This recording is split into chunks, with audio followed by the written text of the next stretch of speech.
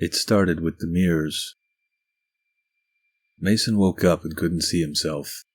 The bathroom mirror was smooth and unbroken, but black, like it had been painted from behind. The hallway mirror showed the kitchen instead. The kitchen windows showed the street. Empty. No reflections, just scenes that weren't there. He stepped outside and the air felt too still, like the world was holding its breath. At Darla's diner, a man sat asleep in his booth, upright, mouth slightly open, his food untouched. No one acknowledged him. Not the waitress, not the cook, not the people at the counter. Mason stared for almost 2 minutes before someone finally looked up and said flatly, "He's resting." Then they looked back down. At Halpern's books, the bell didn't jingle. Ethan was alone behind the counter. No lights on. He didn't speak when Mason entered. Just kept drawing. The same thing. Again and again and again. Mason leaned in and saw his house. Front door open. Windows glowing orange. Fire swallowing the roof. 10 sketches, maybe more. All identical. "Where's Deb?" Mason asked. Ethan didn't stop drawing. "She said it's your turn now." At the post office, a woman in a pea coat began screaming that she was stuck. That this wasn't the right day. "It was Tuesday," she shouted. "Now it's Tuesday again. Where's my son? Where's my son?" No one moved to help her. One man covered his ears. The clerk kept stamping envelopes. Mason left before anyone looked at him. He walked past the grocery store. Every radio on every aisle flipped to static. Then, without sync, they whispered together, "He's awake. He remembers now." He ran. He didn't know where he was going until he got there. Home. Back to the house that had started it all.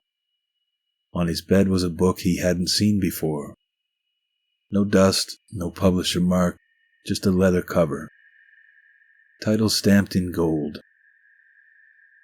"I Tried." He opened it. Pages blank until the last one. "You're in it now. Stay awake. M.R." He flipped back a few pages. Still blank. Then a thought. One he didn't like but couldn't ignore. He grabbed a pen and wrote on a middle page. Mason Reed, May 12th. The ink bled. Not outward. Backward. The page before had soaked up his name in reverse, like the book had drunk it in. Then the page before that. And another. He slammed it shut. At Halpern's, Ethan was sweeping behind the counter. Mason didn't say anything, just handed him the book. Ethan opened it and blinked. "It's blank," he said. "Is this one of yours?" Mason shook his head. Ethan looked closer. "Wait, this is my handwriting." He held up the inside cover. The title had changed. "I Remember." Mason grabbed it back. His hands shook. The title was the same as before. "I Tried." Back at home, things were wrong again. His reflection had returned, but it blinked too slowly. Lagged half a second. When he waved, it followed. Almost. He walked past a street sign later that night. It had his name on it. Misspelled. Maysonread.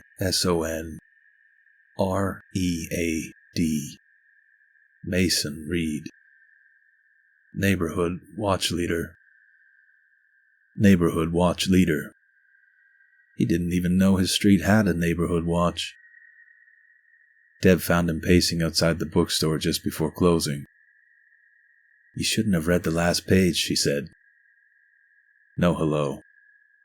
"I didn't know it was the last," he said. "It always is." She lit a cigarette.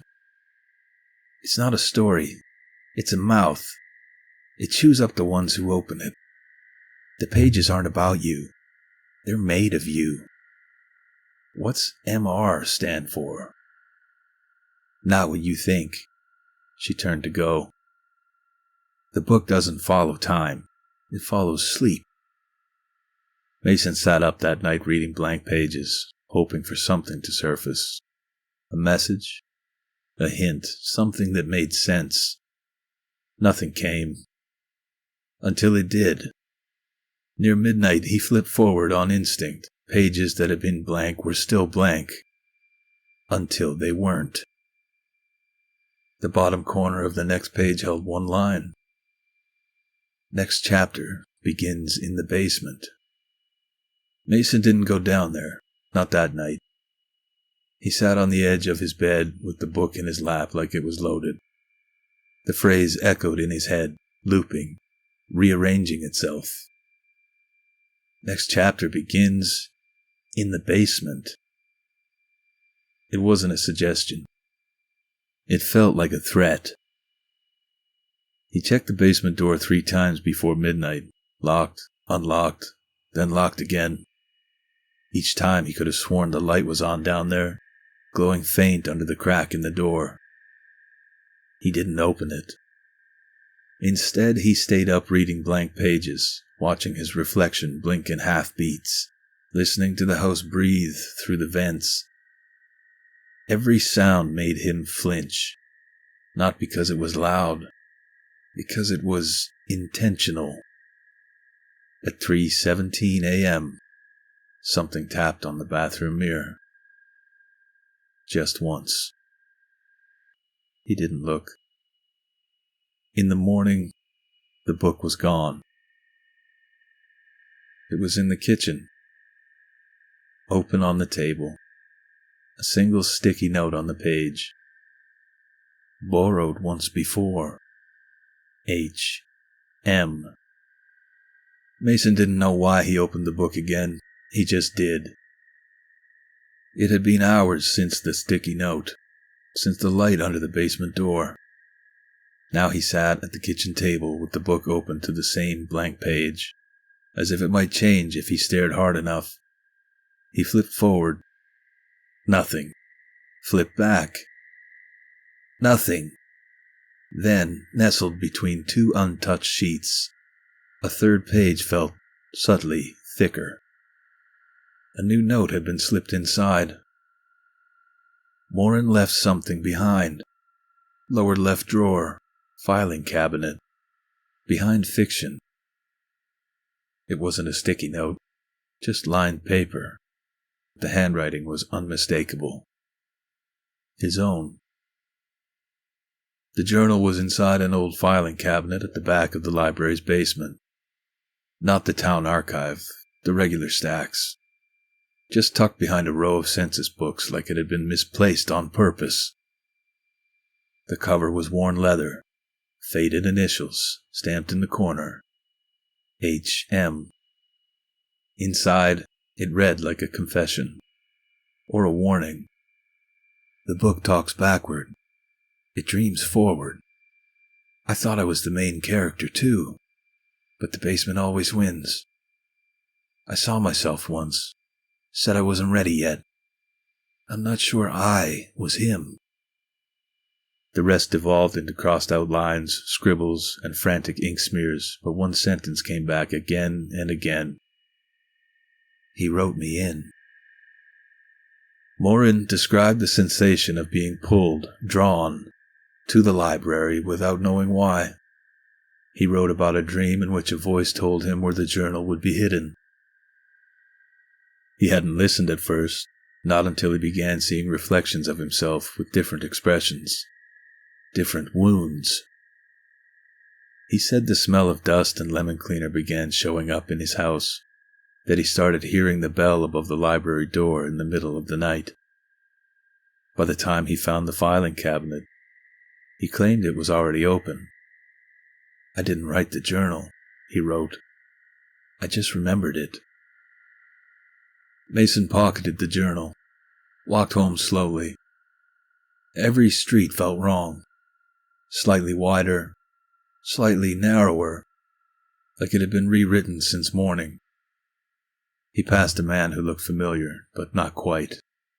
A shuffle in the jaw, a shadow in the eyes. The man smiled as he passed. Same coat, same walk. Mason didn't say anything until it was too late. He'd just seen himself, from the side. The man turned the corner and vanished. Back home, the basement light was on again, waiting.